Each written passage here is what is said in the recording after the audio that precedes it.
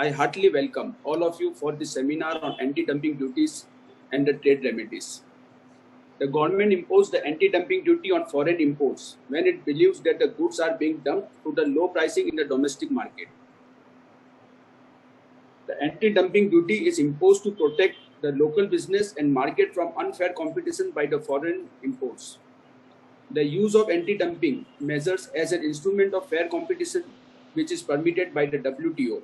In fact, the anti-dumping is an instrument for ensuring the fair trade and is not a measure of protection. It provides a relief to the domestic industry against the injury caused by the dumping. The DGTR, Director General of Anti-Dumping Duty, is the apex national authority for administrating all trade remedial measures, including anti-dumping, countervailing duties, and safeguard measures. Functions of DGFT into its fold by merging them into one single national entity. It will also provide trade defense support to our domestic industry and exporters in dealing with the increasing instances of trade remedy investigations instituted against them by other countries. In the last 3 years, India initiated more than 130 anti-dumping duty to safeguard cases, to deal with the rising incidences of the unfair trade practice, and to provide a level playing field to the domestic industry. For understanding the effects of dumping and its adverse effects and measures to safeguard ourselves, we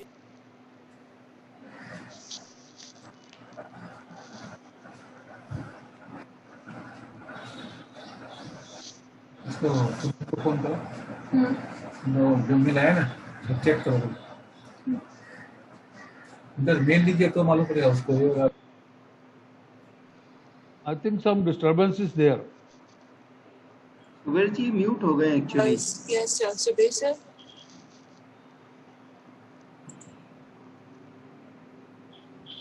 Is muted. Sir?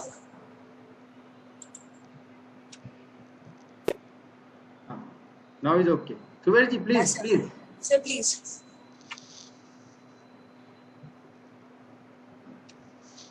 I think Subir, some, sir. Yes, sir. can you hear me? Yes, sir.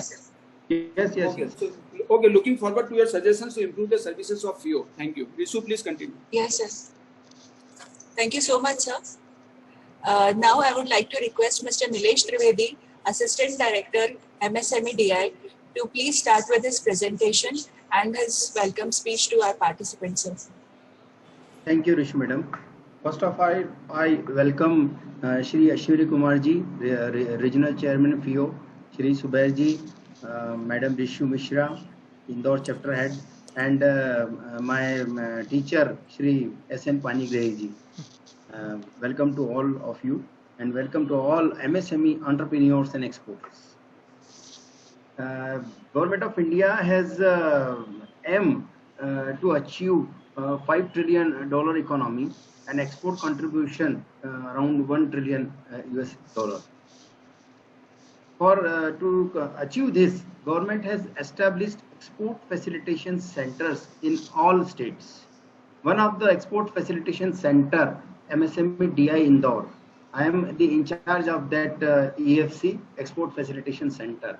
The main purpose and objective of this export facilitation center is to become a bridge between the agencies, between all the exporting agencies like FIO, EPC, APIDA, Spice Board, DGFT, DGTR, Director General of Trade Remedies, Customs, Concor, Logistics, so that our MSME exporters should get knowledge. उन्हें ठीक से जानकारी मिले कि किस प्रकार से documentation करना है, किस प्रकार से कोई दिक्कत आती है तो एमएसएमईज के पास पहुंचकर अपना ग्रीवेंस सबमिट करना है, फिर हम लोग हमारे लेटर हेड से सिग्नेचर करके फॉलो अप करके ये मैटर्स को सॉल्व करते हैं. We have organized around 6 management development program on export documentation and procedures. It is almost free, just 200 rupees is the fee, and it is free for women. 5 to 6 hours is the class timings, and it normally function in 5 days. We have invited ECGC, FIO, DGFT, custom officials, and some export consultants. this export facilitation center is very important for budding exporters and who are already in the business of exports. So export facilitation center की help से, जैसे right now we are have in a scheme, namely international cooperation scheme. Under this international cooperation scheme, there will be reimbursement for participation of domestic manufacturers in international events. Our ministry has participated around 535 exhibitions around the world. So we want minimum 10 unit delegation per association from an state, minimum 10. Maximum can be 20, 30, 40 according to their need. So we will reimburse on the basis of our Udyam registration. Udyam registration is a new concept of MSME registration. Those who have not have still their Udyam registration, first they themselves registered with Udyam registration on Udyam registration portal. It is a free of cost, nothing amount, no cost should be paid.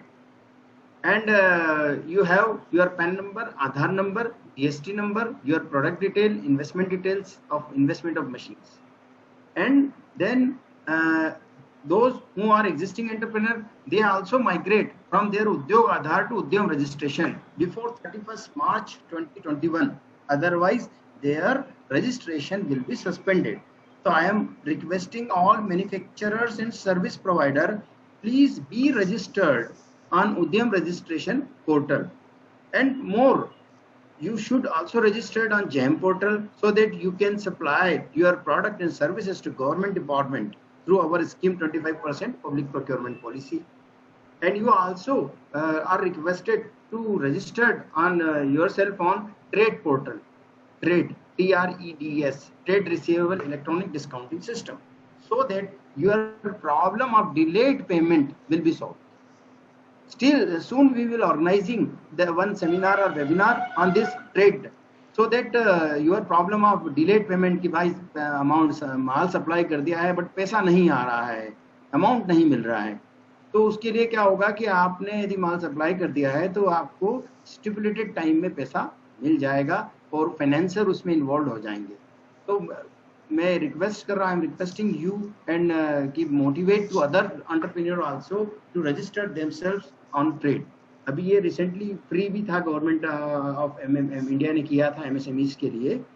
और if you have any problem related to your industry for starting up startup, for any self employment scheme, for any financial scheme, or any guarantee related issue or any other issue, then you please write our champion portal, champions@gov.in, under which your grievances has been forwarded to the appropriate agency and post follow-up will be taken care of by our officers.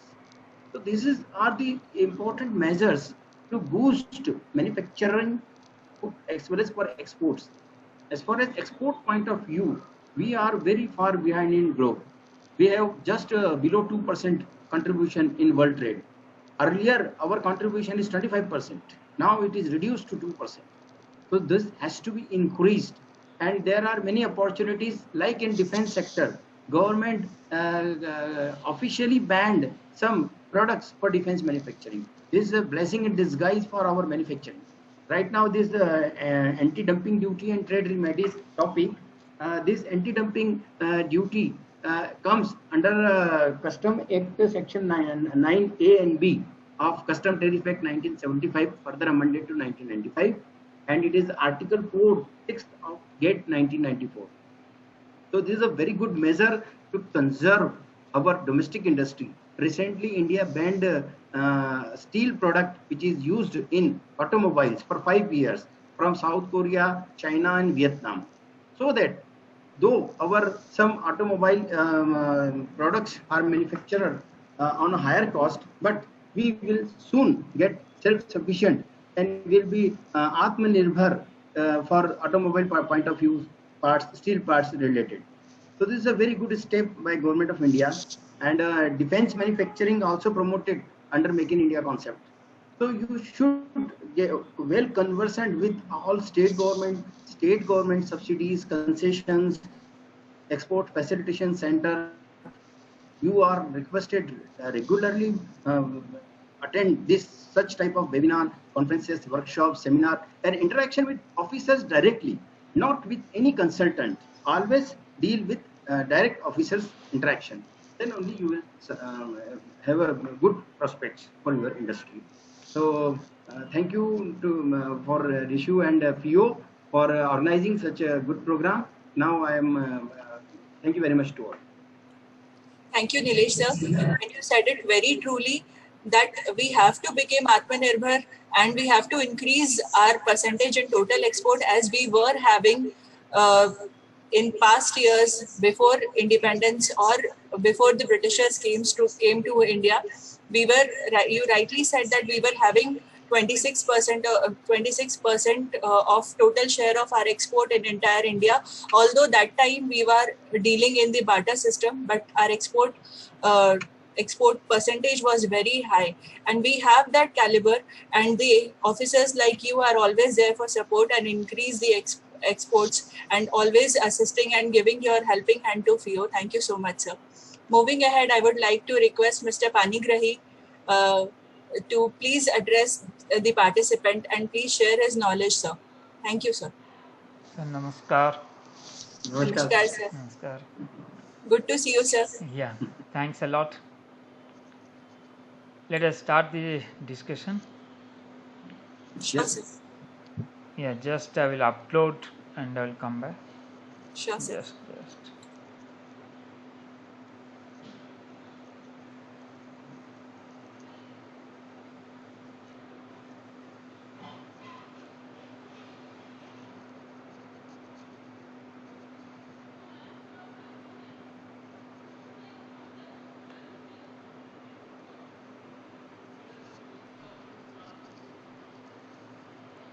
So the screen is visible.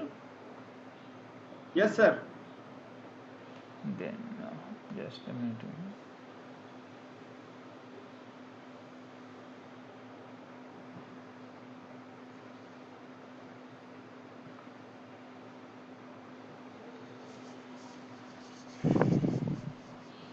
So good morning to all of you.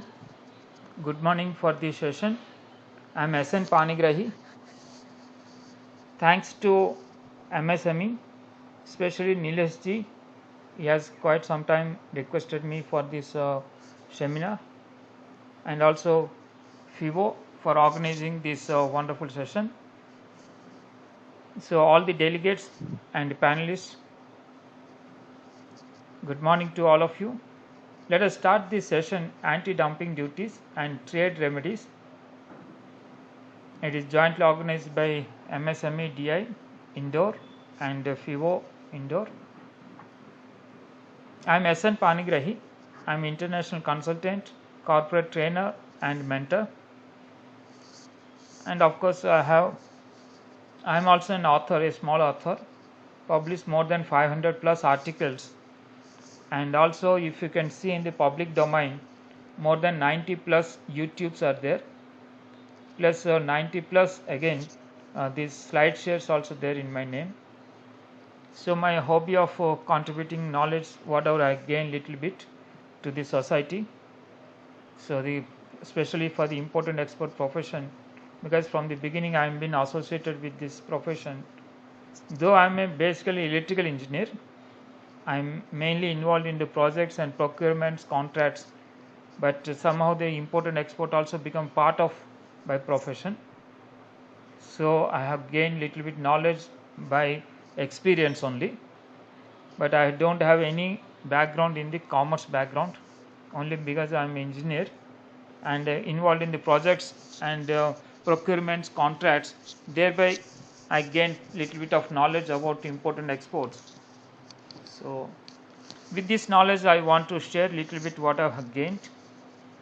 Generally we call it dumping. What is the dumping that we discuss here, and why it is injurious to the industry, for the domestic industry, and what are the remedies are there which is compatible with the policies of the WTO. So those aspects we'll discuss. Before that, what is the dumping we'll discuss. Dumping, of course everybody knows if it is one country is at the lower price dumping to the other country, so it is treated as a dumping. But dumping remedies are available only when there is an injury to it, injury to the domestic industry. Dumping happens many times in the trade. It is a normal practice.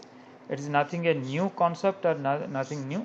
Wherever there is an excess capacity or some advantage they have in terms of the pricing or in terms of any other technological aspects, so they will dump the materials into other country in a huge volumes and quantities.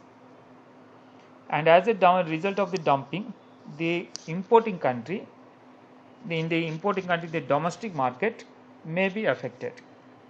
Some examples I'll tell you before we are going and understanding.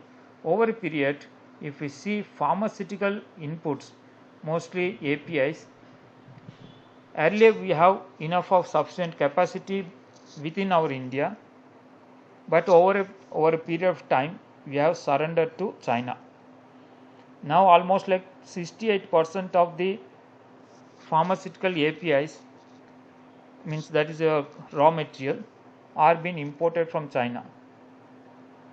And these leave apart, this is something of okay, some quality or some other aspects are involved or high values are involved.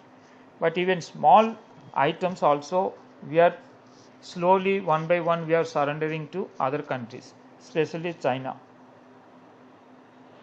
And even if you see toys industry, which were we have good craftsmen, we have traditional, our this toy industries was very sound, but now over a period we have handed over to foreign countries, especially China.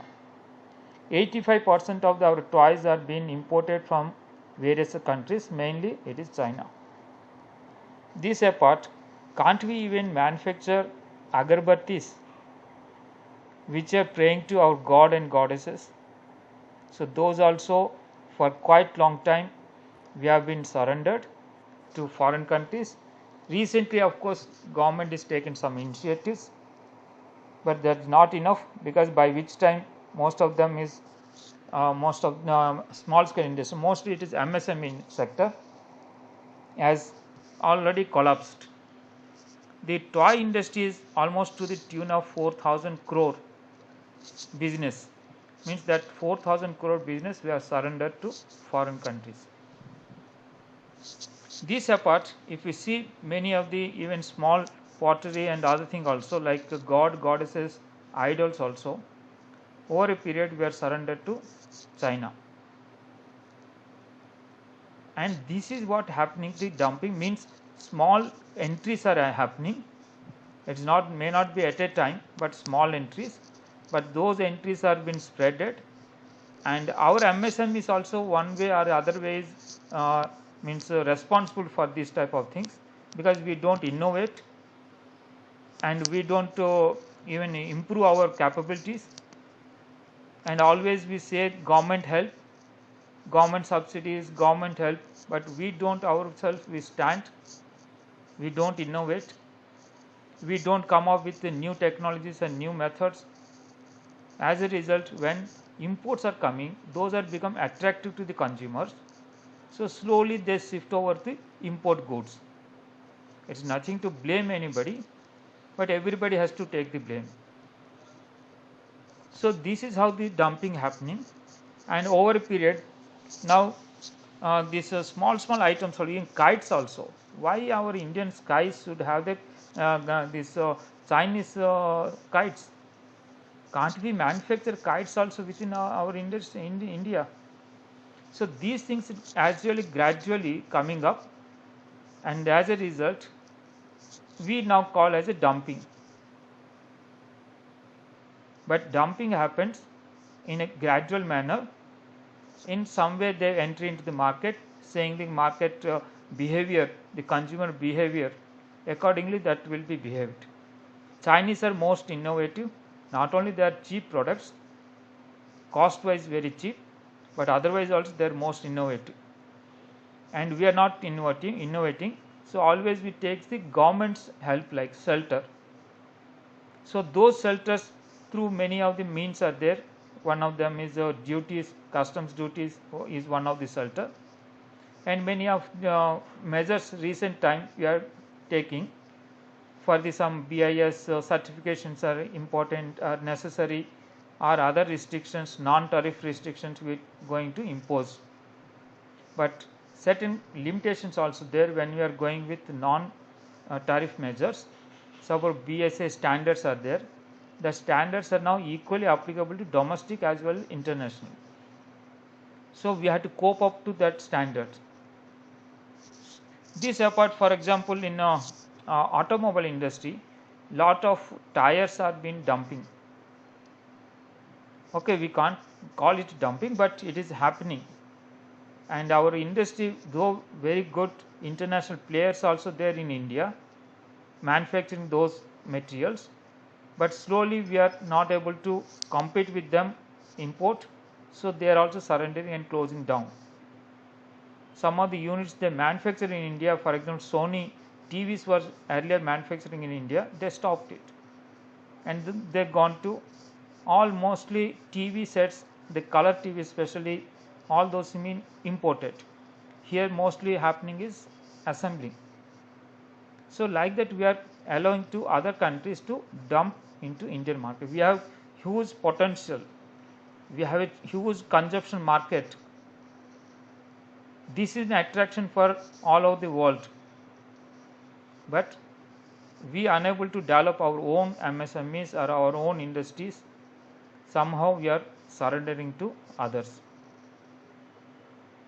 So coming to this dumping, dumping is a situation like the definition is international price discrimination. We call it price discrimination, but is a generally in a trade most of the time it happens. It's not a discrimination always, we call it in unfair practice, but fair practice also can certain times happen, because price discrimination is a part and parcel of the commercial business transactions.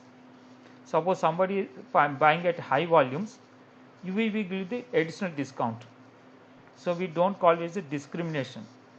Low volume, higher prices, higher volume, low prices is general practice. And that is also may happen. It's not only just that is a dumping, but volume wise also that price discrimination may happen. But if it unfairly happens, that has to be investigated. So that is the subject we are talking about now. Why these subjects are now coming up in a fast? Government is waking up, because we have one side heavy immense imports are huge imports, it's impacting our economy, and our exports are not happening to that extent. And to some extent always I blame to our policy makers also one way, because all our export promotion schemes, so what we call it through foreign trade policy, are mostly import orientation. We encourage imports only, we don't encourage the domestic market to procure. But the so-called exporters always tilted towards imports, because our policies also promote the imports. You call it any of the schemes, all the schemes are promoting the imports only, either MEIS or advance authorization or DFIA or EPCG scheme, or the so-called this EOUs or SEZs are mostly import orientation, and small percentage of value addition is enough. In case of SEZ, positive value addition is enough. Means you import whatever you do, God knows about the manufacturing, but we are importing. So that is how the imports are coming, and it is dumping into Indian market. Huge domestic market is there, but it is dumped. And for the name of the export promotion promotions also, we are allowing the dumping only of the imports. So, but we call from various angles to control it, when naturally we are allowing them, and then we start controlling mechanism. So that control mechanism, again anti-dumping duty is one of the controlling mechanism we are going to talk about, so that we will discuss.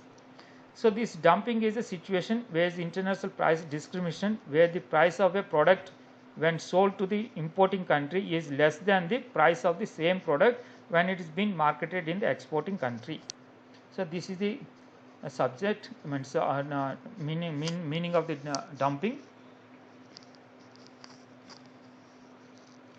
Now the dumping, why it is happens? Because of short term that benefits they want to take. Suppose in overseas there are large companies are there, for few means percentage of the loss for promotion, actually it is not for the loss anything, it is for promotion of their product into different regions. They just entry with dumping of the price, means price discount, means heavily they reduce the prices and enter into the new markets. So that is market strategy. So as a market strategy also dumping being practiced.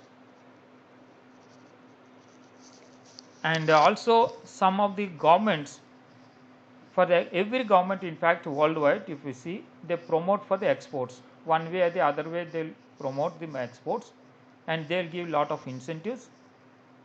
And some countries even that interest rate also very less than ours, and less than 1%. Some countries are less than even 0.5%.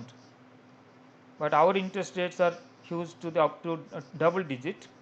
So we are not able to compete. Those means overseas exporters are more competitive in terms of their pricing or in terms of their entry into the market, because they are getting lot of subsidies or a lot of interest related or other investment related incentives they are getting.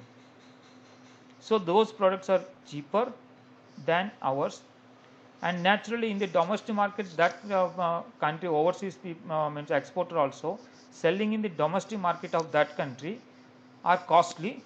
But because those countries also giving certain incentives, like we are also promoting some incentives, they are also promoting certain incentives, so that products become cheaper, so they are dumping into the different countries.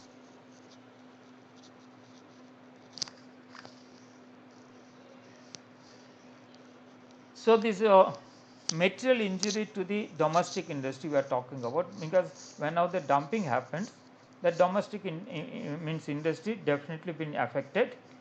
And one of the effect is, for example, that profit margins and other thing will drastically come down, or the sales will fall down, or the capacity utilization may not be fully able to utilize. As a result of what, other things also may start, employment, because we have a huge population, and employment is a biggest challenge for us.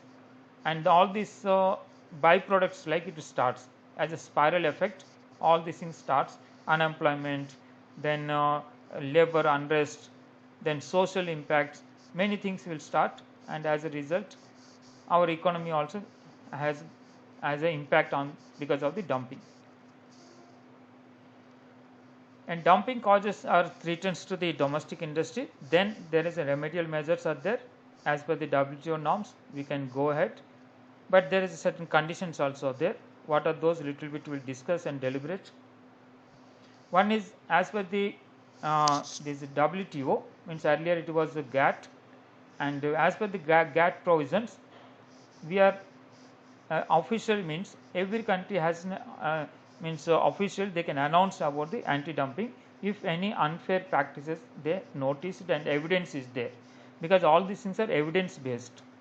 One of the biggest challenge in the anti-dumping is evidence, to produce the evidence. The second aspect is awareness is not there. So even though those are being dumped, our industry is not much of the aware. So unless we represent, government will not take the actions, because there is certain representation should be there from the industry side. Therefore we are now discussing about, that is why we call the industry people to have a deliberations on the subject. So industry awareness is very much essential to follow with the anti-dumping duty. And in fact in 19th century, early in the 19th century itself, it is started anti-dumping the story. And the European Union's, that is sugar industries, they appeal to the respective governments for the stopping the dumping of these items. In 1902, actually there was thoughts have come up with anti-dumping duties, and first country they adopted is Canada. They started, then followed with the European countries and the US also, and formally it was incorporated in the GATT agreement in 1947. So that is how they started. There the Article 6 of the GATT it was started. That is the story in started. Then after it has been further refined, and subsequently the code of anti-dumping were developed during the Kennedy round in 1962-67, then Tokyo round 73 and 79, and further it is refined. And that time it was a voluntary base that signatory countries, it is not a mandatory, but it's voluntarily they can come up and they sign for the agreement. So that is what the initial starting of the anti-dumping duty. Thereafter, in Uruguay round, that is very remarkable and historical provision, means agreements, that round of agreements. So during this time, it made a binding provision all the members, binding provision for all the members of the GATT. And then after, of course, WTO is formed. So now it is WTO, but all the WTO members are now binding to follow these provisions.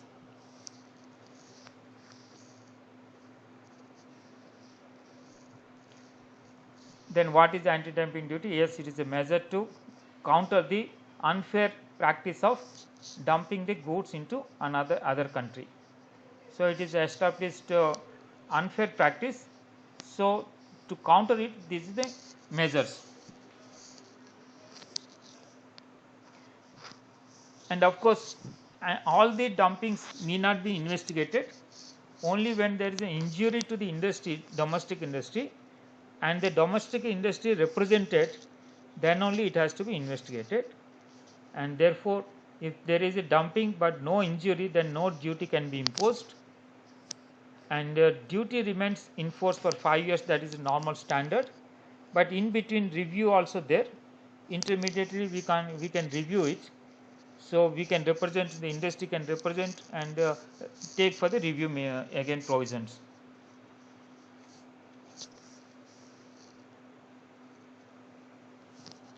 And whether the dumping is illegal, immoral, it is no immoral, because in business it is not immoral, because you are making discrimination of the price, no doubt, but discrimination because of the various reasons, because of the new market entry.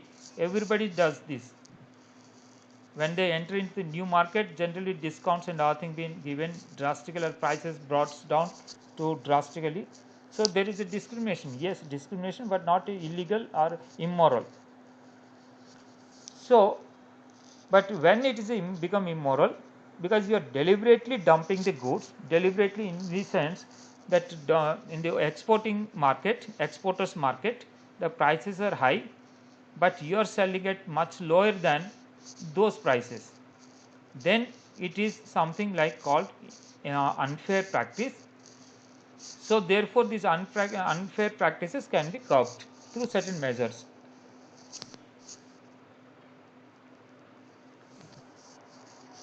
And of course, whether it is a protectionist measure, definitely it may not be treated as a protectionist measure, but some countries may be, yes, this is using a instrument like to make a protection, but otherwise basically it is not a protectionist measure, because it is only to counter the unfair practices of the dumping. Otherwise it is not a protectionist measure for the protecting the domestic industry. Protecting domestic industry, other measures are there, like tariff is one of the measures. Non-tariff measures also you can make to protect the Indian industry. Unfairly anything practices happen. These also for the unfair practices only. You are means counter, as a counter measure, you are putting certain anti-dumping duties. So the cheap prices, yes, it can become a cheap because of the various reasons. The price of the means from the exporting country, that country government may be giving certain benefits. The government may be giving certain benefits, means some type of incentives, or certain countries also giving certain type of subsidies. So as a result, the exports become for that country cheaper than in the domestic market. So always there must be some difference of the export price and domestic price. But taking out the domestic benefits also, like the taxes, duties and all taking out, then extractive price comparison, if there is a difference, the domestic price of the exporting country and the export price, there is a drastic difference, and then anti-dumping measures can be taken.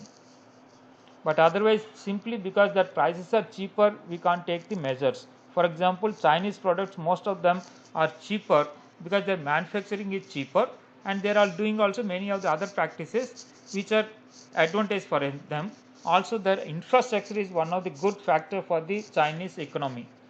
Their infrastructure is very robustly they developed over a period. Because of that, the logistic cost is much cheaper in China. But in India, the logistic costs are heavily costing.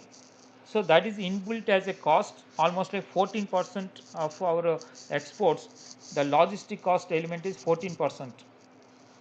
So such a high logistic cost is there. So we are not able to compete. But other countries, because of their various advantages and benefits, that products may be cheaper. Cheaper doesn't mean they are dumping. Cheaper, it may be cheaper because of that various factors I told, economic factors. That products may be cheaper. That is why Chinese products are cheaper. And as a consumer, people are preferring to Chinese products because of the cost. So simply because it is cheaper, we can't take the initiations, because there should be some evidence. What are the evidence and other things? Subsequently I will tell you. I will discuss all these things. What are the legal provisions, also framework we will discuss. As per the WTO norms, as I told you, I expressed also, GATT 1994 is remarkable provisions are available for the anti-dumping provisions. So later on, of course, in India also from 1st of January 1995, we have brought all the provisions of the GATT, and we are signatory of the WTO also. So we have adopted all the provisions in alignment with GATT norms. And in India, of course, this section 9A, 9B, 9C of the Customs Tariff Act 1975, of course, later on they amended also. As per the amended provisions, it has been available, the legal framework is there. And also anti-dumping customs, that rules also been framed related to the anti-dumping duty. And there are two authorities are there broadly. One is from the Ministry of Commerce and Industry, and they investigate, they recommend the anti-dumping duty. After the investigation and study, they do it. Then it is being imposed or implemented by the Finance Ministry through Revenue Department, through Customs. Whenever that imports happen, Customs levy those additional duties, that is anti-dumping duties, right? So Customs will make the collection of the anti-dumping duties. So implementation is from the Customs side. The provisions for the study of the anti-dumping duty, and then recommendation of the anti-dumping duty, investigation and recommendation, so done by the Commerce Ministry. And in the Commerce Ministry, there is a division called the Directorate General of Trade Remedies. Earlier, of course, various other divisions also there, now is clubbed, and I will show the next slide, that is them. So now the Directorate General of Trade Remedies, they are the authority. They will investigate and they recommend to the government, means that then it will be imposed, and it is been implemented by Finance Ministry.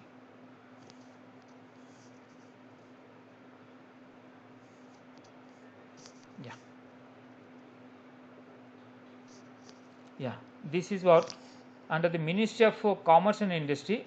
Earlier there are three divisions are there. One is for the anti-dumping duty, DGAD, means anti-dumping and allied duties. This is one division looking after the anti-dumping duty. And then there is a safeguards duty, Director General of Safeguards. Then in DGFT also there is another division was there, that is QR division, means quantitative restrictions division. So this is also one type of restricting the imports if any unfair practices are happened. So these are the measures were there.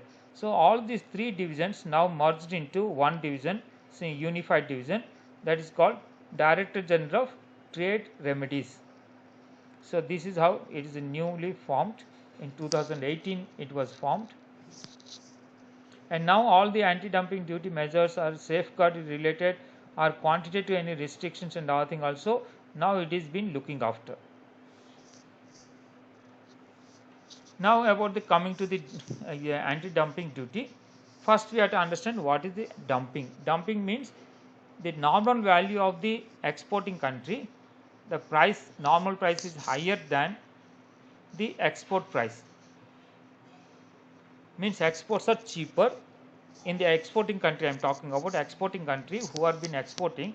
In that country the export price is cheaper than normal price existing in the domestic market of the exporting country. So the normal value is in the exporting country. The normal value is the comparable price at which the goods under complaint are sold in the ordinary course of trade in the domestic market of the exporting country. So this is again they will compare, and there is of course it is not one price, but they generally takes a weighted averages prices of the normal value. They establishes from various means. So they establish the normal price. Then if it is proved that normal price is more than export price, means export price means the individuals who have been exporting to other country at the price lesser than the normal price, then it is called as a dumping. Dumping happened. The export price means the export price of the allegedly dumped into the Indian means the price at which it has been exported to India. Generally, to make this comparison, because there is various trade practices are there and delivery terms are there, like we have Incoterms for example.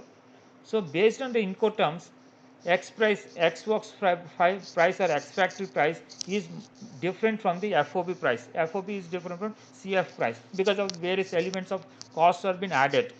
So to make this uniformly make a comparable, then always we arrive at the X factory price or X works price. That is what the best practice, so that equalized comparison can be made for the normal value and export price.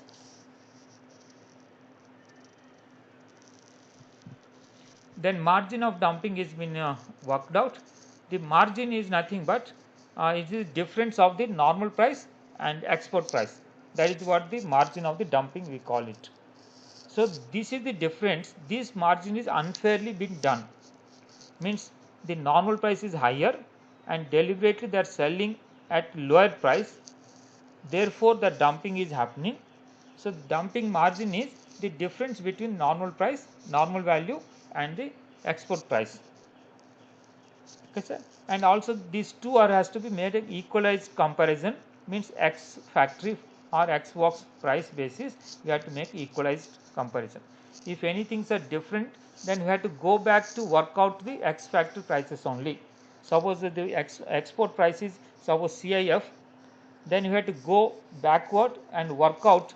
We remove this, reduce the insurance, then freight and other elements has to remove, then arrive at the X factory price.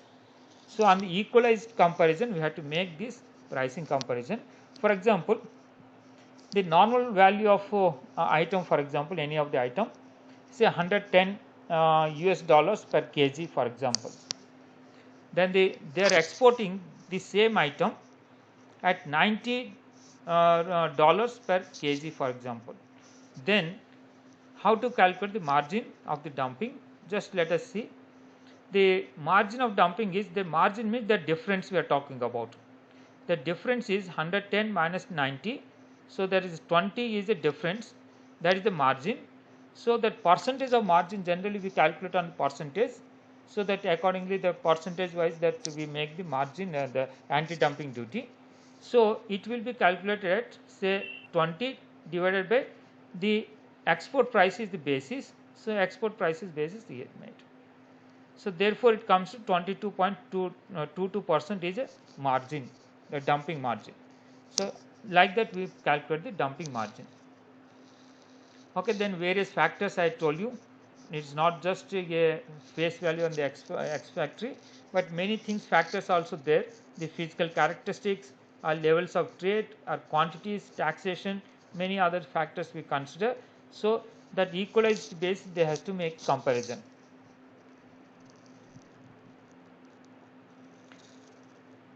Then if there is a dumping, means investigation when they start on the three factors. Any investigation if they start, means that importing country, that government want to start any investigation, then three factors are there. One of these, there should be evidence that there is a dumping, there is dumping happening, that means that proof evidence must be there. And the second factor, there is an injury to the domestic industry, the injury has to be proved. If there is no injury, then dumping is no wrong and dumping will go on. No government can impose any of the countermeasures, but there must be some injuries should happen to the industry. What is that injury? Means the sales prices coming, profits are coming down, or idle capacity is increased, or the volumes are come down from the domestic market. All these things, the proof has to be there, that evidence must be there. Therefore it can be initiated the investigations. And of course there should be linkage of the causal link between dumping and the injury. These two, that link must be there. Because of the dumping only that injury happened, that proof must be there. It's not like in general economies come down, or overall the volumes consumption in the domestic market is come down, that may not be the reason for the going for the dumping, but the reason should be there, the linkage must be there, that because of the dumping only that injury happened, that evidence must be proved. So that is the challenging in this type of these anti-dumping measures. And in fact in India we are not much of the aware of these provisions, and because of the our industry also not collaboratively work together. Everybody works, why I want to disclose my prices, my means cost. This is the question comes whenever we are going for the investigation, because I have experienced it many times. They don't expose, they don't share that data, because the data has to be shared, that evidence has to be proved. But unless that industry comes out with data and information over a period of time, then it can't be proved. Then it is very difficult to go with investigation. So that data has to be provided, all the internal data which has been we are procuring, what is our cost data and other things has to be shared. So those are very essential for the proving of this. And how our profits have been affected, otherwise how our volumes have been affected, all these things we have to prove. Then only this investigation can be started. Then there is a like article, because this is very important. The goods, because all the goods are may not be same functionality, but we may call in different names in trade, or different terminologies we call it. So that is also one way to escape for certain times. So therefore they use the like article. Like article means the anti-dumping action can be taken only when there is a Indian industry which produces the like articles, which when compared to the alleged dumping of the imported goods. The article produced in India must be either identical to the dumped goods, or in the absence of such an article, another article that has characteristics closely resembling to the goods. I mean, that is very important, because many goods, many times in the trade practices we call in different names. The nomenclatures we change it. That is the general practice also happening. That is why the classification is also very important. That harmonized HS classification also, that is where. But all the litigation also there itself starts. Because of certain benefits we change the names also. So therefore the like article means we have to understand similar functionality, for example, it meeting the same requirements of the consumers. So like that like article we have to define properly, and it is impacting the like article, then only we can initiate the investigation. If there is import item and similar like item or like item is there in India, and those items are being affected, that industry of the manufacturers of those like items are being affected, then we can start the investigation. Then material injury to the domestic industry, as we already discussed, unless there is an injury we can't take any anti-dumping measures. Dumping is allowed, no harm also. but only when it is injured to the domestic industry, then only actions can be taken. So that proof must be made that it is injured to the domestic industry. Domestic industry, what are the factors may affect?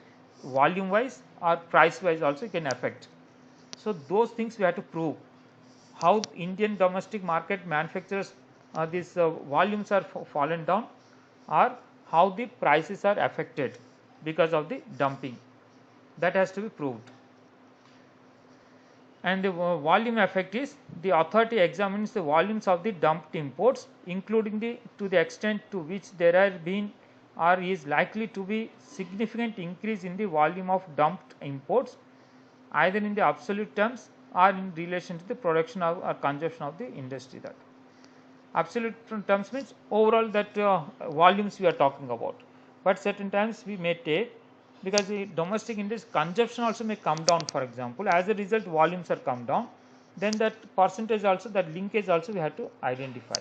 It need not be only in absolute terms, but maybe certain times they take into consideration of the in relation to production or consumption. Similarly, price effect. Similarly, the price effect, unless there is some noise is coming. Hello. So please mute it. Some noise is coming. Yeah. Okay. Then the price effect. The effect of the dumped import on the prices in the domestic market for like articles, including the existence of the price undercutting, or any to the extent to which the dumped imports causing the price depression or preventing price increase for the goods in which the domestic market covered. So the two factors are we are considering. One is the volume effect and the price effect. Based on that, we can make the initiation of the anti-dumping measures.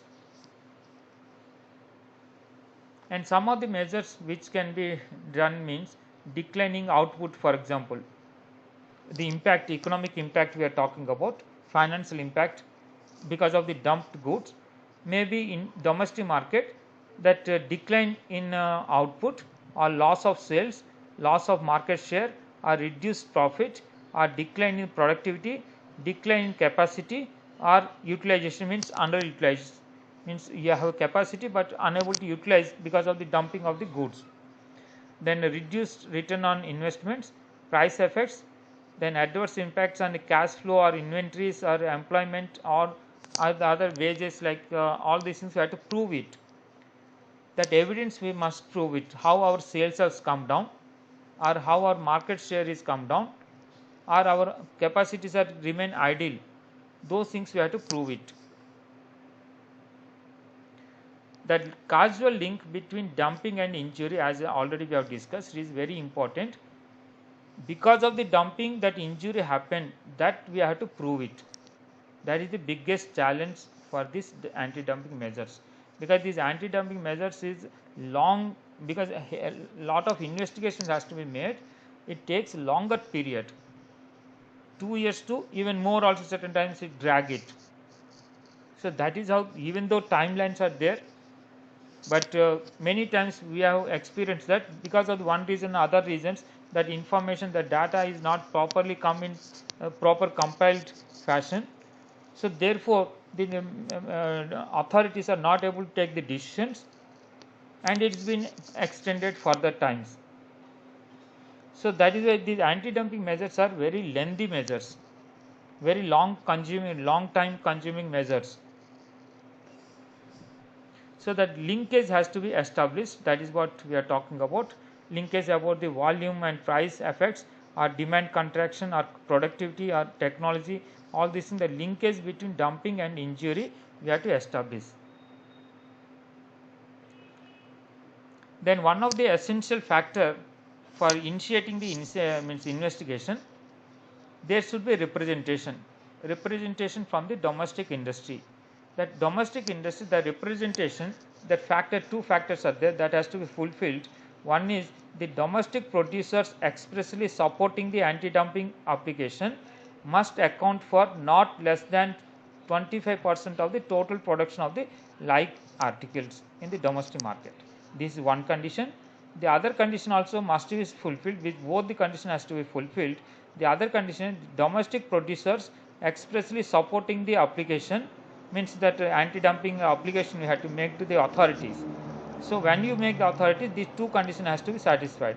The other condition, this is application must account for more than 50% of the total production of the like articles by those expressly supporting as well as opposing. Both supporting and opposing must be at least 50% of the total production in the of the like goods in the domestic market,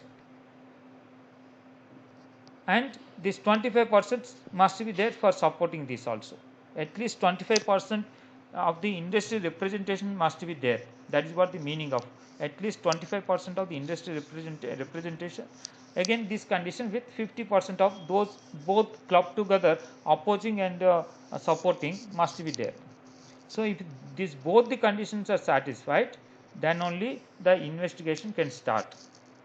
Then initiation, that is what the steps are there. Initiation for the investigation.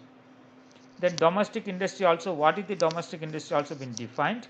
Domestic industry doesn't include these importers and those related to import and export, means they import the goods and just they export the same goods, for example, means they like traders, merchandisers, they are not those are not come into this domestic industry when we talks about. Okay. So then defined domestic industry. Domestic industry means Indian producers of like articles as whole or those producers whose collective output constitutes a major portion of the total Indian production. So that is what they defined as a domestic market, domestic industry, but excluding these two categories. Those are importing or those importing and exporting. So these two categories have been removed from this definition of the domestic industry. They means they are not representing the domestic industry. Relief to the domestic industry, yes, there is a provision, that is what the anti-dumping is given, because there is dumping and dumping has an injury to the industry. Industry been affected in many ways, as I told you, also in volume terms, in price terms, in profit terms, underutilization of capacity, like that. There have been injury is there for the domestic industry. Then some measures, some relief mechanism is there. That relief is anti-dumping provisions. Anti-dumping duty provisions can be imposed. So this is again source specific basis and ad valorem or specific basis also it has been done, means per ton or per kg, like specific measures also been taken, or most of the times ad valorem basis, that because the percentage calculation they made it. In some cases percentage calculation also, because of the price factors, it has been varying, so they move to the other factor like per ton basis or per kg basis or per unit basis. That measures also been done. So that is how this anti-dumping duty measures are been taken. And there is another provision in the GATT that the lower duty rule is there, means certain relaxation. Not that always the anti-dumping duty is applicable, but there is certain relaxation provisions also been provided. One is, suppose the dumping margin and the injury margin, these two are been compared, the lesser of these two are been taken. Dumping margin, what is the dumping margin? I already talked to you.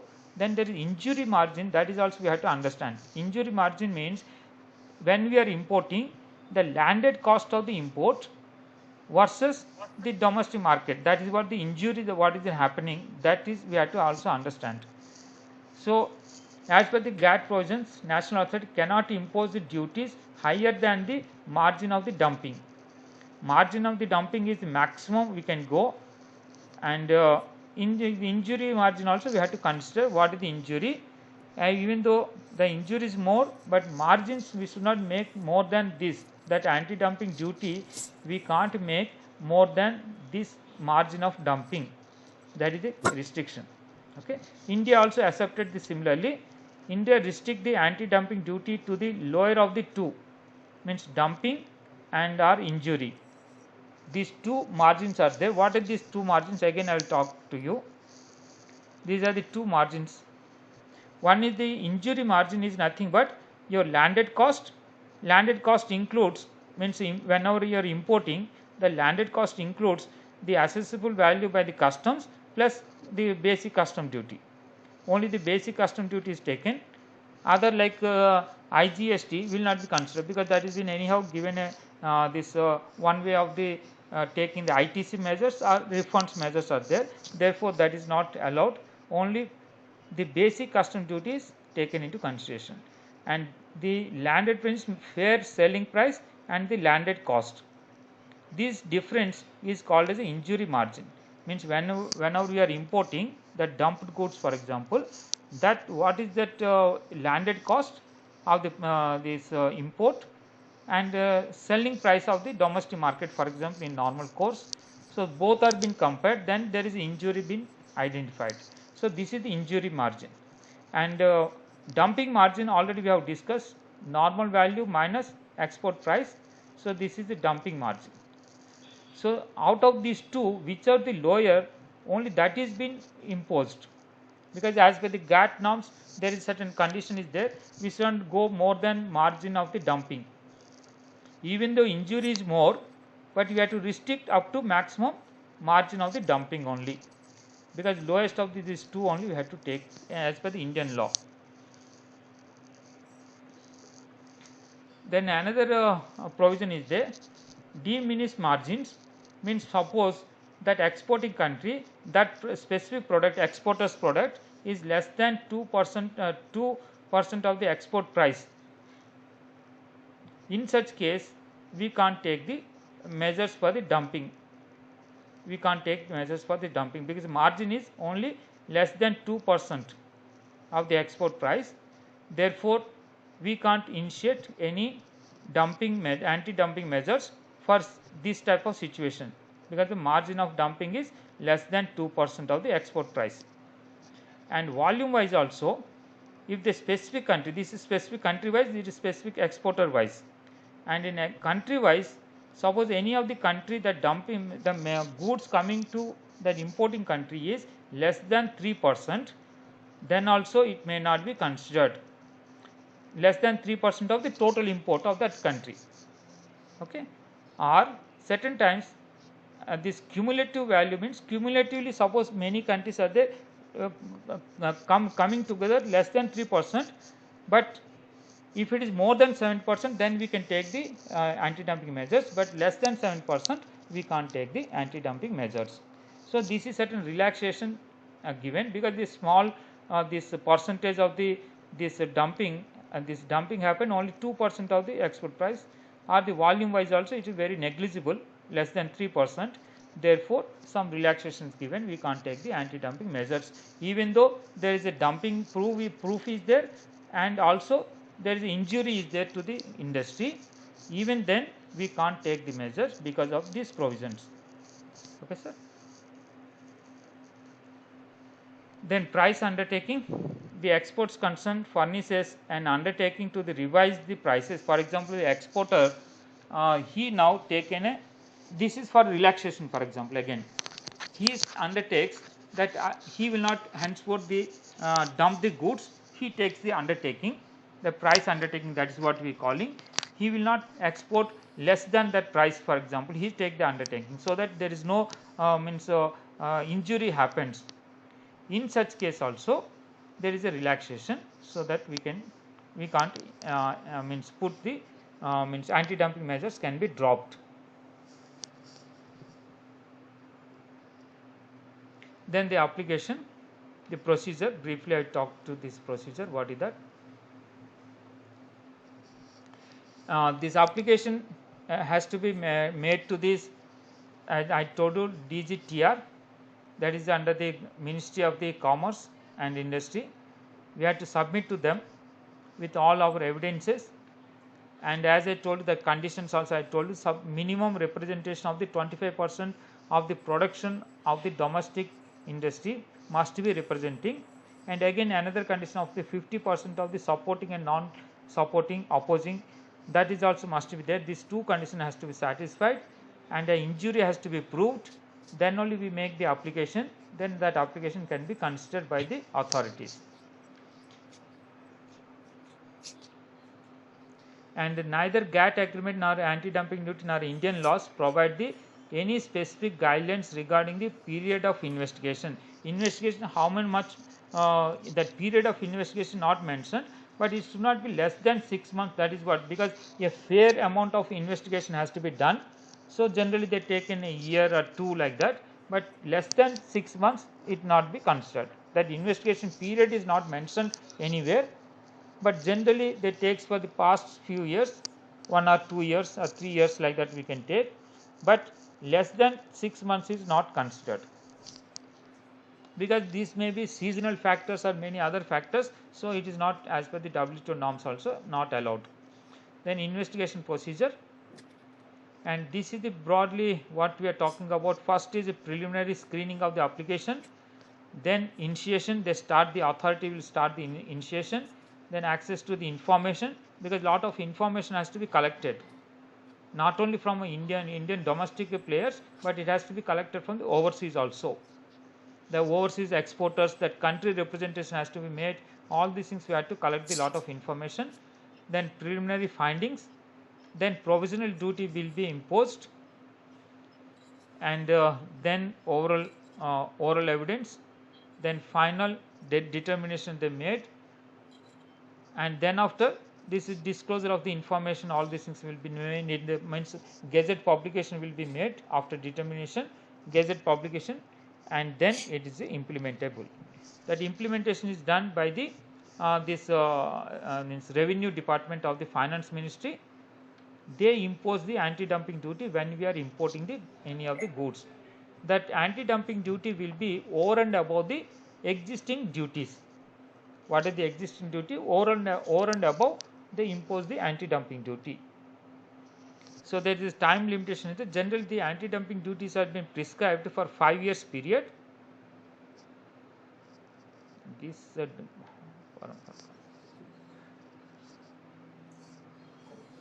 and termination also possible if the application is made, but proper evidence or insufficient data is not available, then that can be terminated also based on the authority's provisions. Termination is possible because of these conditions. If there is no request in writing from the domestic industry, you see, when there is no request in writing to the domestic industry, means it is our owners, industry has to represent, not the government. We had to represent, then only that initiation can be taken. When there is no sufficient evidence, then also they will not take any action, because that investigation has to be dropped. If the margin of dumping is less than 2%, as I already told you, if the margin is less than 2%, no actions can be taken, no anti-dumping measures can be taken. Similarly, in volume terms also, it is less than 3% from any of the particular country, or as collectively many countries, but less than 70% of the total imports, then also no measures can be taken, anti-dumping measures can be taken. Then injury is negligible also. Yes, the negligible means because of the price, this 2% or 3% of the volume is, so it's treated as negligible. Therefore, no investigation can be made in these cases. Then retrospective measures also provision is there. Yes, we can take, but not more than 90 days. That condition also been imposed. Means we should not go back retrospectively more than 90 days of the provision, but this is also a condition. Retrospectively measures also we can do. Otherwise, normally they announce that effective date in the gazette notification. When the anti-dumping duty is imposed, gazette notification is published for the public view, and then there the effective date also specifically been mentioned.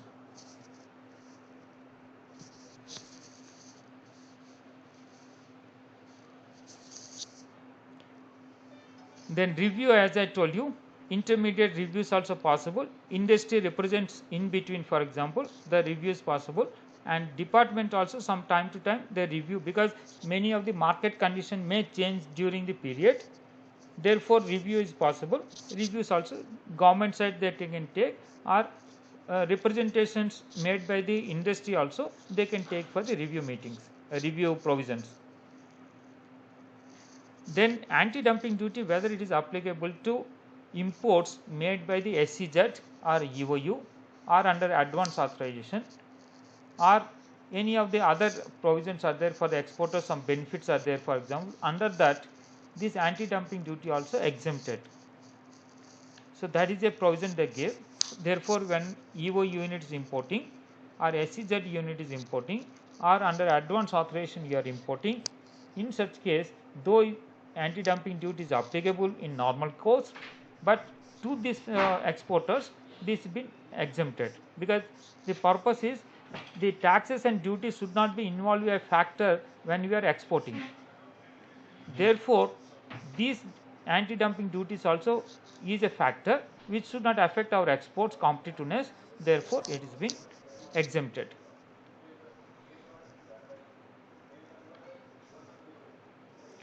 Okay, that is how these are the some of the cases we can see from the site itself. Sorry, I will open this DGTR website. If you go to this Director General of Trade Remedies, then all the cases, update cases are available under investigation which have been already imposed anti-dumping duties. All these cases are available here. You can go to what are the products like, and if you click here, details will come from the initiation to final that investigation, then announcement of this, every step by step they are given here. See, for example, this particular case we are talking about initiation, preliminary findings, then final findings, then initiation of the MTR, final MTR, like initiation, like that step by step what all they are doing till the last day announce the public this gazette notification. Till that time all these details are available for each of the case. Like this particular case we have taken is a glass fiber and articles from China. This is the and similarly if you go to the any of the items, for example here all these items are there. So what are the actions are taken, every updates is available here in this site, and we can go it.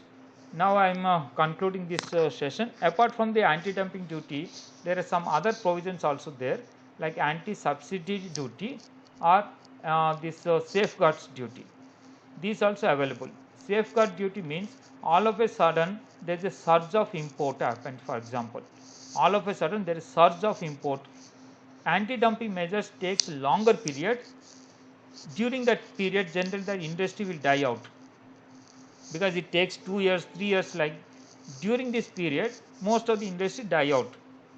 Therefore, there is alternative, another provision is there. All of a sudden, there is a surge of the imports.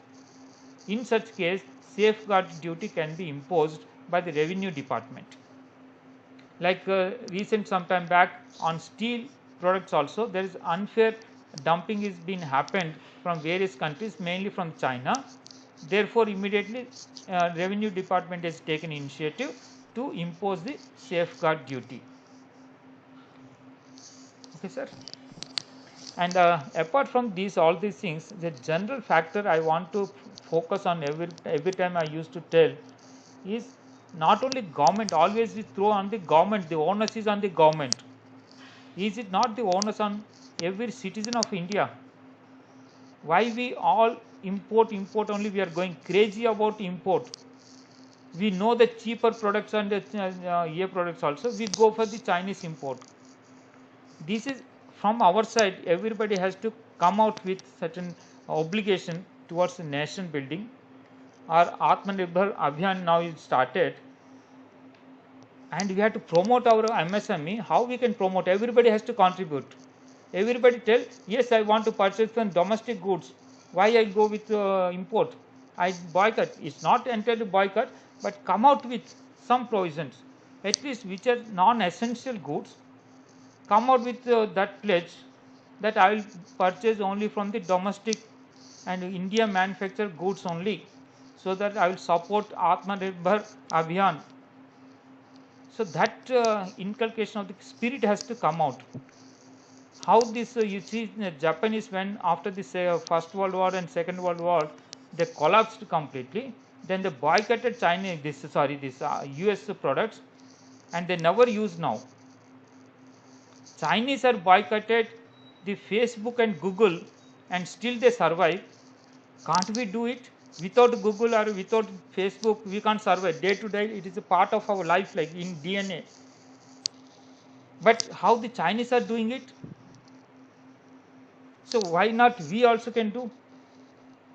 So only non-essential. I'm not talking about essential. Suppose a mobile is you not able to purchase because not good mobile is there Indian manufacturing.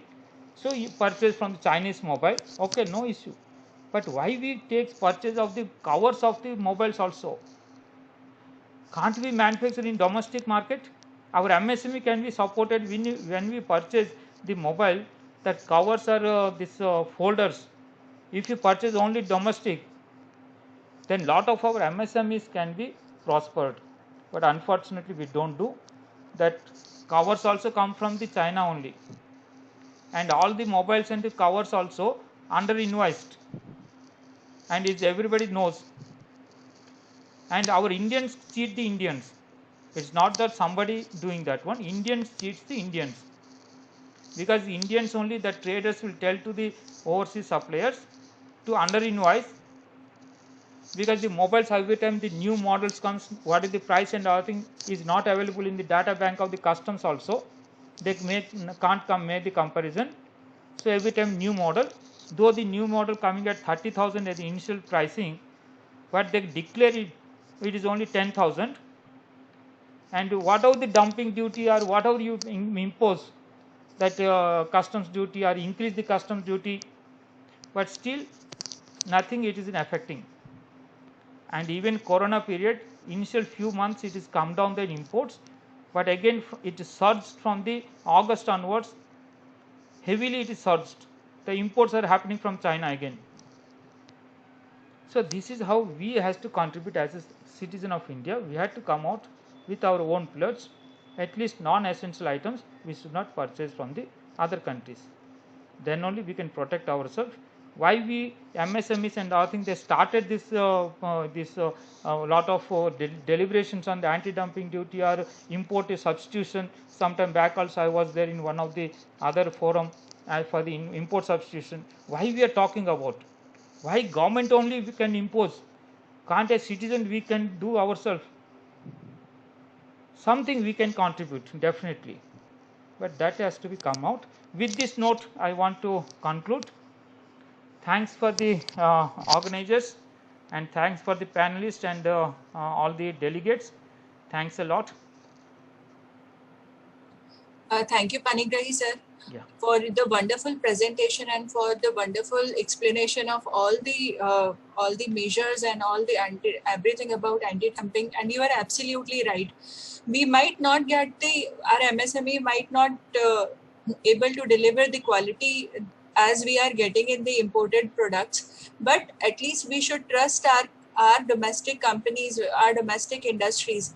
And once we will start purchasing, we will take this pledge that okay, we will purchase only our Indian manufactured product. Tomorrow, our MSMEs are also get to that technology and get to that quality what we are getting into the imported products.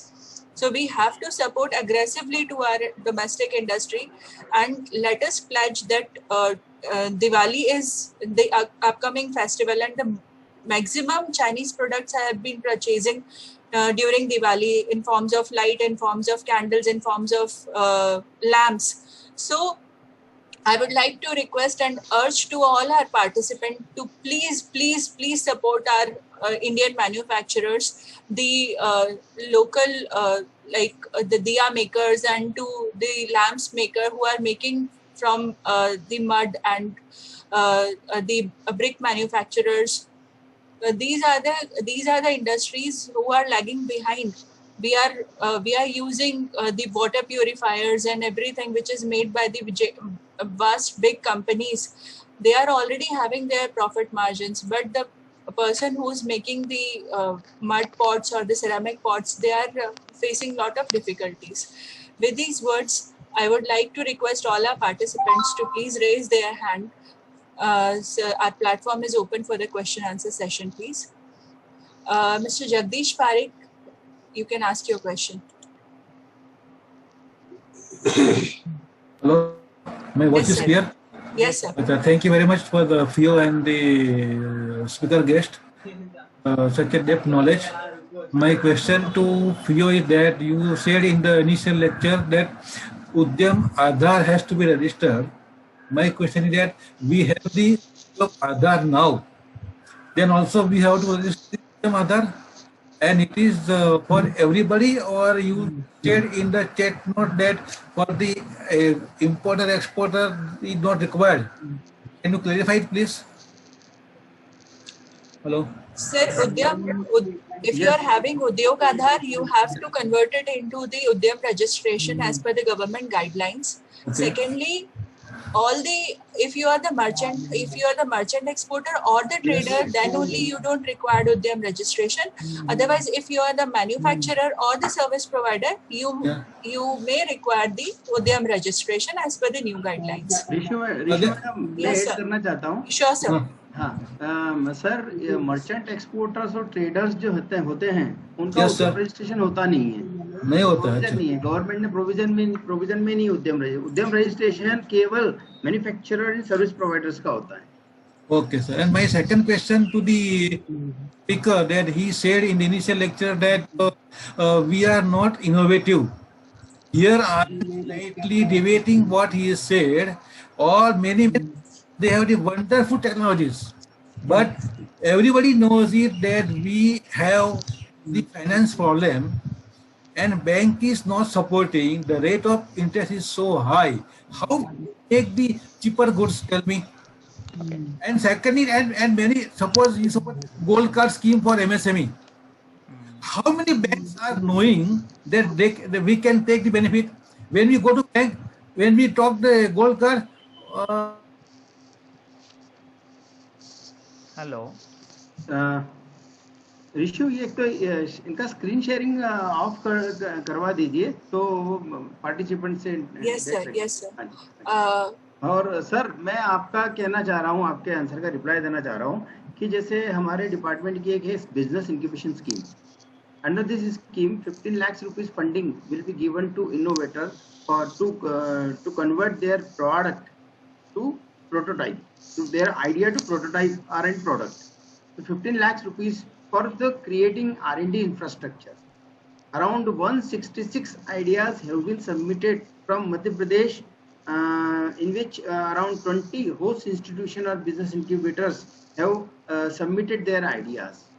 So this business incubation scheme will promote innovation and innovation entrepreneurship. So you can take our business incubation scheme facility of business incubation. And Hello. also, Mr. Jagdish. also I want to add some more thing. Yeah. Actually, our Indians doesn't lack any innovation. I do agree with this. That Yes, fact sir. is true. Yes. We are innovating. Yes. When we are abroad, we are more Yes. innovators. And Yes. most of the CEO or CFOs of the worldwide larger multinational companies, Fortune 100 if you see, and Yes. 50% of the Indians only at the top positions. Yes. So sir. that way I'm not denying. Yeah. But at the same time, the facts Yeah. if you see, recently Yeah. one publication also there for global innovation, Yeah. and where we stand, where the China stands. China is Okay. the number one innovator now. Patents, Yeah. if we see, Chinese patents are in thousands is going, where Indians are going to second digit. Digit is very difficult, like coming out. So Okay. that is the difference I'm talking. I'm not denying don't have the. Yeah, we are more intelligent than any other country also, Yeah. because that is proof of that Fortune 100 countries. If you see, more than 50% top executives are Indians only. So that Yes. prove it. Yeah. I definitely prove it. But other factor also, our MSM is why they're not competitive. One factor you're telling about the interest and other things. Yeah. Yeah. But what are the facilities are provided also, we are not able to utilize it. Government, for example, there's 5% interest subvention is given for the MSME exporters, Okay. and more than 50% of the fund is unutilized. Yeah. Either we are not aware of it, or we Yeah. are not able to want to use That's it. the main thing. Yeah. Yeah. I told you example gold Yes. card scheme. How many MSME are aware? Even banks are not aware of. Bank, when we go to bank, they say we do not know. What is this? The gold card scheme has been implemented since 2004. We are in 2020. Even then bank says, we do not know. What is this? So one more thing for this Yeah. forum only, that is why MSME Yeah. and FIO also come to bring Yeah. awareness programs from time to Yeah. time. Yeah. As a MSME, they are the Yes, sir. nodal agencies. You can Yes. approach them. They will Yeah. support you. They will guide you. They will tell They you. will support her, but bank has to also come out now first. No, that's true, sir. These Yeah. MSME also, Nilesh Saab, if you approach him, he will talk to bankers also, will tell what is this provision, why they are not giving. Yes, their agencies are there. Because MSME has to get the support immediately next day. Banks is taking so much time, 1 month, 2 months, 3 months. Okay, sir. I'm not denying. MSME that. we will Mr. die out. Jagdish, Mr. Jagdish, Mr. Yeah. Jagdish, Sure. I tell you, Yeah, MSME, but yeah, this is the first time I'm listening that banks are delaying, but they charge Yes. charge you interest after deducting this 5%. What is the scheme? yeah. But maybe I don't know which place are you from, but I'm is from awareness Mumbai. Mumbai. You know, Yeah. I agree with Mr. Sham Sundarji and with you also. Yeah, From time to time, we should have awareness program, and sometimes, yeah, as I told before, discussing with Mr. Nilesh ji, that some banks are doing saying yes or some no. But when there is a policy from the government of India, nobody can refuse it. yeah. I mean, then you have to report it to somebody. Like I just came to know from Mr. Nilesh that there is a champions at .in. But if you have any problem, our FIO office is always there for you, and one small mail can sort the problem out. I must also tell you Yes, sir. that our DG CEO, he is 24/7. Okay, You just write one mail okay, and you will get immediate answer and immediate solution also. okay. I mean, I think today I'm proud to say that all the regions of you and our DG office, we are serving the best to the country. I know, hello, because they helped us lot in getting the AO1 status. We know that, but ultimately bank has to respond, no? Then depend upon your bank also. This your responsibility to track the higher authorities with the policy to the bank. When we complain to FIO, then FIO talks to the bank. Bank takes the objection that why we have gone to. So this is you have to put your foot down, no? You have to take Yeah. a stand. You Yeah. don't need to come to complain for the FIO, but you Yeah. must talk to the seniors of policymakers of the bank also. I mean, Yeah. I never. I will say with this that whenever FIO is interrupted, the matter is sorted out. Yes, I know that. Yeah, correct. Sure. I know. Mr. Jagdish, Thanks. Yeah. I would like to request you, if you are having any kind of problem, Yes. please write it to us. Any Yes, of our office, even you can write it to me. I can take it up with your concerned bank, and I will try to get it resolved. Thank you Thank so you much very for asking your question. Thank you very much. Thank Yeah. you. Okay. So, Ms. Hetal, you can ask your question, please. Good afternoon, everybody. Good afternoon, Mr. Panigrahi, and good afternoon, everybody from FIO. Good afternoon. sir. Thank you. Thank you for organizing this event. FIO has been doing a wonderful job, especially with exporters. My only question to Mr. Panigrahi was that you mentioned that importers are excluded from the investigation. Now, it is very much possible that in an exceptional situation, a manufacturer may become an importer only for a small quantity, or in exceptional situation where he may be forced to import one of these products that he is manufacturing to cater to the market. Does the importer get excluded in such a situation also? Yes, sir. That import content is always excluded. Import content. Suppose you are manufacturer, you small quantities are imported. To that extent only it is excluded. Not enter your production or anything. To that extent of Right. import, because import should not form a part of the domestic production as per that reason perfect. they are being excluded. But the domestic manufacturer can participate in investigation. Yes, It can sir. provide Yes, information. Natural, sir. That is Just the because purpose he is of an it. importer does not exclude him from No, sir. participating. No, sir. No, sir. No, sir. Only Thank to you so that much, sir. extent of the data will not be considered when that import data. To that extent of the live Perfect. product we have imported, only that much. Perfect, sir. Perfect. Okay. Thank you so much, sir. Thank you, Okay, sir. thank Thank you. Mr. Panikkar, I would like to say something.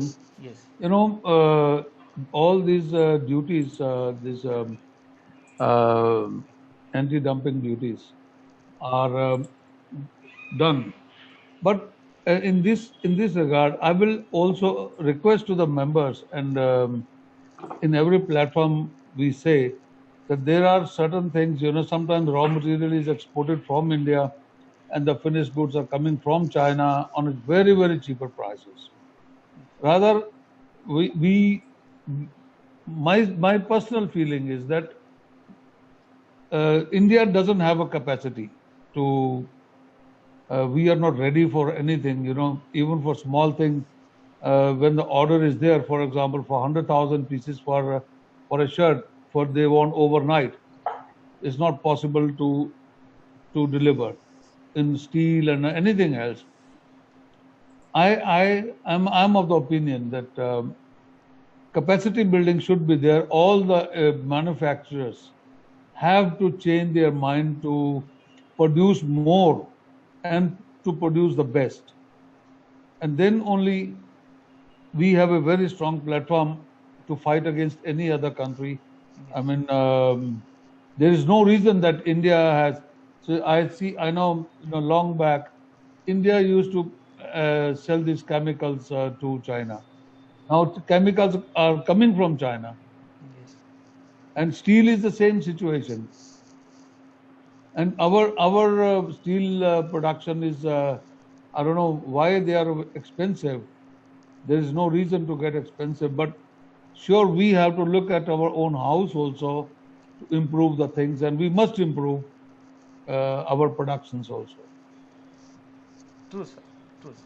Very true, sir. So one more example I'll tell you in this regard. We are always talking of China. Leave apart China, I will give another example of Bangladesh regarding the garment industry. What is the capacity within the Bangladesh for the cotton or yarn or fabric? They are depending on India. Indian cotton is going to the larger extent to the Bangladesh, and Indian yarn also going to the Bangladesh. Those are raw materials, and they're manufacturing the garments, and they're very competitive worldwide, and we are not able to compete with them, and we losing the market. Our market share, existing market share also we lost to Bangladesh. So that is true, exactly, sir. You have talked the right point at the right point. Yeah. So we should be competitive. That is very important. Also innovation also. Why Indian product means consumers are going for the Chinese toys, because those are very attractive at the cheaper price, at the same time very attractive. But we are not able to do so. So that is why they are going from the outside. So definitely our industry also has to improve a lot on this front. Sir, I will take one more minute. We are producing hand tools in Punjab, in Jalandhar is my city where we produce. And this industry started way back in 1950s, and when people migrated from Pakistan. You know, with the time, we could not improve so much of ours, although we tried. But the day came, the need of the hour.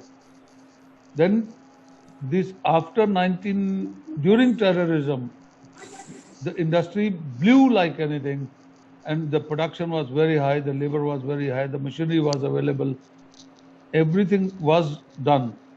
But I see the same scene like today in the COVID time. We have learned a lot. Like, for example, a lot of people like me never knew what is computer. Now we are talking all over the world on the computers. So in this process, today even, we have a lot of companies coming from US, from Germany. We are basically working for Germany. We are specializing in German brands, and there's no dearth. The only thing is how to have your own manufacturing, how to have your more production.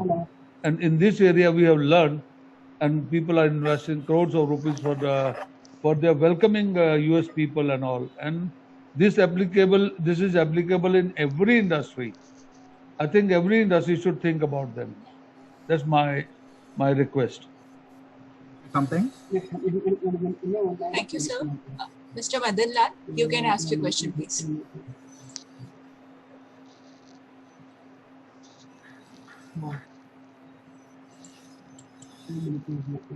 Mr. Madan Lal, can you hear me? Hello? Yes, Yeah. sir. Yes, sir. Yes, sir. Sorry, I was on mute, sorry. Good morning, everybody. Good morning, sir. I have one question with regard to anti-dumping duty HSN code. What is observed recently that whenever the anti-dumping duty is levied on a product, the product has its own specific HSN code. Are you able to listen? Yes. Yes, sir. Yes. So when a product has a specific HSN code, the notification should also contain the same HSN code. But what is happening is there are many 15 to 20 HSN codes which are also some disturbance, I think. Hello? Yes, sir. Yes, sir. We can hear you. Other HSN codes are also mentioned in the notification. About 15-20 HSN code they mention along with the identified item. But so what happens when we go for custom the other items, the customer face a lot of hardship in explaining them that these HSN code are not. They send the sample for testing, and the testing there is again process of bank guarantee, and so many things are happening. So we are very much suffering in this. So what to do for this? Yes. And DGTR, they say it was in the application. There's no, I can say. So what should we do in that case? Sir, you are absolutely right, sir. HSN code, every chapter means HSN code. There is another also there at the bottom of it, others, other category. Means if you not specifically categorize, the HSN code is not specifically categorized that product, then others are being mentioned. Taking this clue, lot of mischievers are there, fraudulently they are using that clause. That others is because specifically it is not fit into any of the other HSN codes. Therefore, that provision is there that universal HSN codes is not like Indian. It is a universal coding system as per the WCO, World Customs Organization. They mentioned. So it is universally applicable at the 6th digit level, universal at the same means meaning, same interpretation. Okay, but some people mischievously, if some item is anti-dumping or higher rate is there, higher customs rate, then they try to put this item, describe this item into others category, and that nexus is going in a very large amounts, and few years back they found it. So therefore, to curb this misuse, and because this is a big scandal, like suppose a HSN code talks about say IGST is 18% and custom duty is 10%. Yeah. They want to put some clause that others, so that where it attracts, for example, 5% custom duty and say it is either it is 5% or 12% of the IGST, lower IGST or lower custom duty, then the people are preferring to that and mischieving. It is a clear case of scam. So government also found out whenever you are mentioning the others code, then you have to be very specific about what is that others. Yeah. So what my suggestion is the specific code of the item in 6 digit, Yes. along with the others can be also taken in the notification. But not only others, even the other headings of 4 digits are also included. Yes. That is the problem where I was facing this. Yes, sure, sir. Because that people are misusing, because of some people are misusing their provisions, everybody is suffering. Therefore, it's better now to come out with others, means what is that category specifically you have to come out or specify it. No, I agree with you, sir. Yes, sir. Item mentioned others, or the HSN code of others can be included in the notification along with the HSN code of the particular item. No, That I can agree. No, But other than this HSN code, these two others and the specific item HSN code, other than two also many other HSN codes are also taken. yes, sir. There is no anti-dumping duty actually on that items. Yes, sir. Yeah, true, sir. 100% true. But it is not possible to incorporate the others because others has generally is No, others there I is don't no want to limit. incorporate. For others, there is no limit. So the people are so innovating. Fraudsters are more innovators than others. So they are putting that clauses and taking advantage. That is why the government has put certain conditions. Sir, you have not understood me. What I'm saying is the item HSN code of the item others. Yes. The others where it is mentioned, no, it also has a separate HSN code. That they can take in the notification and put anti-dumping duty on that, not an issue. But other than the others and the specific HSN code, other than this, both also others are covered. Many other items are covered. That is. Okay, sir. Can I If share? anyone, yeah, Shall I if tell the example? I'll give the example, sir. 1 second, madam. yes, See, 7005 is a float glass. Yes. Clear float glass, there is an anti-dumping duty from China, Malaysia, and blah, blah, many other countries. Okay. So, clear float glass, there is a specific HSN code. And item mentioned in that list, clear the others also you can put, that is okay. But 7004, 7003, 7006, 7008, all are covered. They put in the notification. So when we go to the custom, they say, well, no, we have to send for testing because you have mentioned 706, 7004. Item will be different, but still they face a lot of hardship. There is extra clear glass which is not even being manufactured in India. Not even that also we are suffering. There is a tribunal order also. We have shown the tribunal order also, but still they say no, we have to send for the bank guarantee. You give bank guarantee, we send for testing. Let the laboratory in Calcutta decide.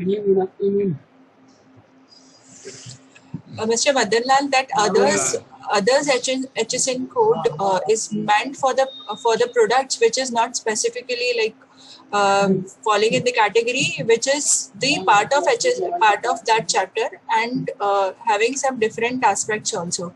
So if your product is falling under the others category of that HSN code, might be someone else is also having some others category falling product. So that is the reason the common HS code which is concluding that others category of that particular chapter has been made.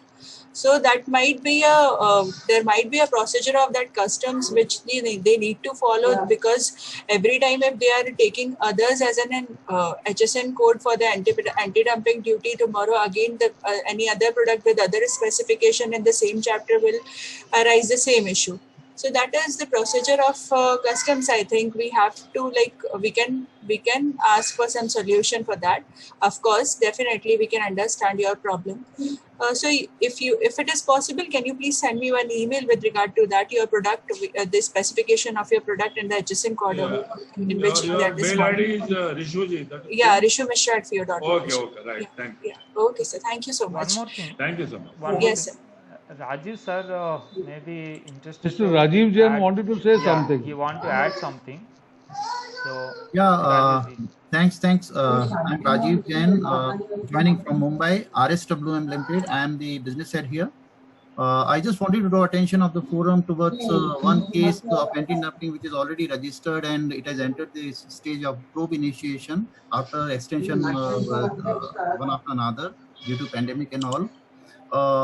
This is the situation of import of or dumping of spun yarn, synthetic spun yarns, especially polyester, which is causing a big damage to Indian domestic industry, with the price range of around 6 to 10 rupees lower. And just if I take the example of Bhilwara sector alone, it is having import of 1,000 tons of synthetic spun yarns, especially polyester. And that is damaging the industry of domestic in a big way. So we are expecting something coming out from that particular sector, especially up to the count range of 45s. A huge amount, huge quantities imported from countries like Indonesia, China, Vietnam, and Nepal as well. And the case is under a probe situation right now.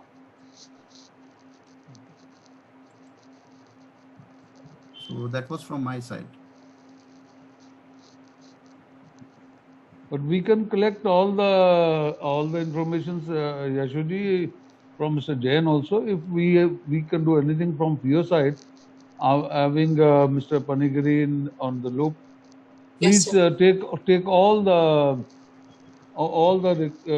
problems of the importers or the members, so that we can compile it and put it to the DG sir, and to see how to handle all these things. Yeah. Definitely, sir. Definitely. And So the I would like to fact is request. Yes, fact sir. is also that, you know, even with 8 rupees or 9 rupees lower price what they are importing in Bhilwara sector, like we are hardly making any profits at that price is what we are doing right now. Sure, sir. Rajiv, sir. That is where the industry has to come forward. Rightly, Jain Sahib is talking about. Industry has to come forward, because there is no provision government themselves can take such measures. Safeguards, of course, they can take, but anti-dumping duty, there is a provision that industry has to represent and come out with all your information data. Of course, from FIO, they are all over India, they are supporting to all the exporters. So definitely come out with that data. So definitely will help you out. Panigiri sir, I only say under these circumstances, these are the business, somebody selling lower quality or higher quality. But still, I only say one thing: necessity is mother of invention. Yes. Something will definitely come out of it. True, sir. True. And I would like to request all our participants and wanted to inform all of you that FIO is taking the aggressive step to putting forward their issues and their compliances in front of the competitive officers, and our DG Dr. Ajay Sahai is 24/7 available for solving the problem. Today we are having our chairman with us. That is a great opportunity. He is also sparing his valuable time and understanding the problem of all our members and all our exporters who have been the part of this program. Our management committee member and Mr. Nilesh Trivedi, they all are sparing their valuable time. Mr. Panigrahi gave us the entire detail of the anti-dumping duty and the precautionary measures. So I would like to request all the participants from all the industries to please bring your problems to our notice. Until or unless you are bringing your problem to us, we are not able to resolve that. We cannot understand what is the problem you are facing for. So thank you so much. If anyone is having any question, they can raise their hand. Otherwise, I would like to request. And one more question is given in the chat box. I'm seeing anti-dumping duty is imposed at different rates for different products. That is what his question. Yes, anti-dumping duty is different from each of the product. Because product-wise, they have to investigate and come out with what is the damage happening. Accordingly, they impose the anti-dumping duty. So it is product-wise. Definitely, it's true. And in the same product also, within the country also, country to country, the rates may change, because every country has different type of margins are there, that dumping margin. So accordingly, the rates will change for the same product from the different countries. Again, within the country, within the country also, from exporter to exporter also will change. So it is not like a uniform for the same product, always the same anti-dumping duty, but country-wise and exporter-wise also it will change. And I wanted to add one more thing. There is one more question in the chat box, that if we are importing something from one country, X country, and then we are repacking or relabeling the product and we are sending that to Y country. So I wanted to make this thing clear that until or unless you are making 50% of value addition in the imported product, you cannot tag it as the Indian manufactured product. Anytime if you are every time when you are exporting your product to any country, you have to furnish a certificate of origin, and then that certificate of origin is only provided by any government agency when you are having more than 50% of value addition in your product. Like you are importing suppose you are importing PP granules from X country and you are manufacturing a FIBC bags out of it, and then you are sending. So you are entirely changing the structure of that particular raw material. So this is the one thing I wanted to make it clear, that, sir, you cannot just import something and you can relabel that on your name or tag it on your name and you can export and you can get the benefit. No, you cannot. And anti-dumping duty will also applies to this kind of thing also. That if you're importing something on the cheaper prices, you're relabeling that and you're sending that to Y country, yes, anti-dumping duty will apply and they will definitely go through the entire checking process. So this is my clarification on that, sir. Panigrahi, sir, if I am right. Yes. Sure. Recently, Government of India brought with new provisions, new rules of origin, especially the targeting for FTA agreements, what are the free trade agreements we have. People are misusing that agreements, and with a smaller value addition also, they call it, for example, from China the material comes to Sri Lanka and their manufacturing are without any of the manufacturing, just packing, repacking or something, labels they are changing and exporting to India, taking the benefit of the FTAs. So to curb it, now the new provisions of rules of origin have been introduced. So to curb it, so there are some agreements are there. Of course, that manufacturing, that value addition, it is not a uniform, but it depends upon the agreement to agreement, what type of agreements we have went into. Most of the agreements, for example, this South Asian agreement we have, for example, where the Sri Lanka, other South Asian countries are involved, there the 35% value addition is mandated, minimum. And that is a different countries, different FTAs, different value additions. So accordingly, yes, it depends. So definitely, madam, you are right. So value addition criteria has to be fulfilled, and those, now what has happened, those importing, means exporting countries, if the onus is on them to register with certain authorities and prove that value addition is done. So this is ultimately that importers' responsibility now. Earlier only government is looking after, but importers has now proof all these value additions and all things, that is importers' responsibility to happen. Yes, sir. Every agency is having their worksheet. They have to, like, whoever the importer or who is exporting to the third country, they have to fill up that worksheet and they have to declare that, attest that with the agency that yes, there is the 50% of value addition, and if the agency is having any doubt about that you are making 50% or not, you are making less than that, they are checking to your unit that whether you are making the product actually adding anything 50% or not. So this is also one thing which I wanted to bring to the notice of all my participants, to all the dignitaries. So thank you very much. I mean, from on behalf of members and from our northern region also, I must compliment you. You have done a very, very good program, and I thank very much Mr. Panigiri and our friend Mr. Nilesh. And we must say that I'm missing Khaled today. Say my regards. So, sure, are you going to continue, or we? Sir, with your vote of thanks, we wanted to end up with this session. Okay, sir. Okay. Thank you very much. So, thank you very much, Team FIO, Western Region. I'm really happy to have more knowledge today. Like every video conferencing, we learn a lot, and I must compliment to our president and Mr. Sharad Saraf, and also the DG CEO and the team of Mumbai region, Western region. With these words, I again say that if any of member wants anything, any information or any other problem other than the anti-dumping, please contact our Mumbai office. And Yashu has given you her mail address. I think it's very convenient to find out FIO Mumbai.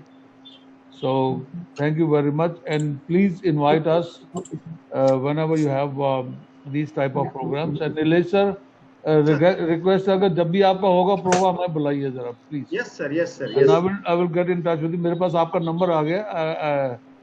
Subir sir ने भेज दिया मुझे. Sir आप northern region के लिए करवा दीजिए, मैं आपको वही कराएंगे. वही मैं अभी बात करता हूँ अपने नॉर्दर्न रीजन में. बहुत पोटेंशियल है नॉर्थ में, तो मेन पोटेंशियल है. बहुत है सर, बहुत है. चलो, thank you very much sir. छोटी छोटी चीजों के लिए मेरे पास दिल्ली से फोन आते हैं. हाँ मैं वही तो बता रहा हूँ, मुझे दिल्ली फोन करना पड़ता है। चलो, thank you sir, Thank thank you, you very sir. Much, सुबर भाई, Thank you thank you so so much. Much. Okay okay Yashu, thank you Thank you, so sir, much. for Thank joining. you. Okay, thank you, sir. To all our Thank you, everyone. participants, Mr. Panigrahi, I would like to request you please send your PPT as we are getting so much of Sure. overwhelming response regarding your PPT. That is Sure. so much well organized, well informative session, sir. And to all my members, I would like to request to all of you that we will be sending the PPT once we'll get it from Mr. Panigrahi, and we'll be sending also the feedback form to all of you to please fill up that form and send it back to us for upgrade our services. Thank you so much. यशु सारे reasons को भेज देना जी sir, बिल्कुल भेज for दें. Record, है ना? हाँ, Sure, sir. Thank you, sir. Thank you very much, Thank you. Thank you. This meeting stands and thank you. Okay, thank you, everyone. Thank you, sir. Thank you, So Nilesh sir. Thank you, Nilesh ji, Panigrahi namaskar, sir. sir. Nilesh ji, namaskar. You have invited me. Thanks a lot. And madam, Thank you, thanks a sir. lot. Thank you so much, sir. Thank you.